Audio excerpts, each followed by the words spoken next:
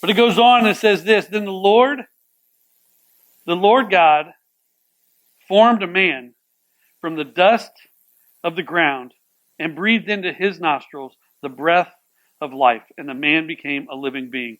So this is where people, again, start to ask a lot of questions.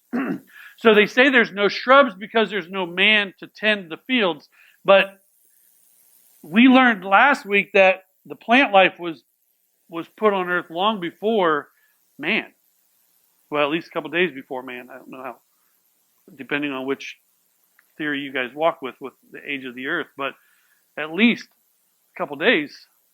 And I look at that and I think, so is this the contradiction? We learned in Genesis chapter 1 that there was plants I think it's day 3, there's plants. But then we don't get man for a couple days later. But here it's saying there was no shrubs because there was no man.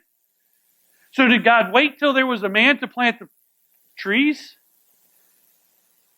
And why would you have to tend the fields? Because didn't we decide last week that God provided mature trees that already had fruit and seeds in them? And guys, I looked at this, and honestly, it wasn't until yesterday. I almost feel embarrassed to say that. It wasn't until yesterday that I had the aha moment. And I was like, I think I get it. I said, I need to go back to the original language, and I need to see what are the words being used here. In the original language, the word for vegetation in Genesis chapter 1 is not the same word being used in Genesis chapter 2. For either of them, for, what does it say here? For shrubs had not appeared on the earth, and plants had not yet sprung up. Those two words are not the same word used in Genesis chapter 1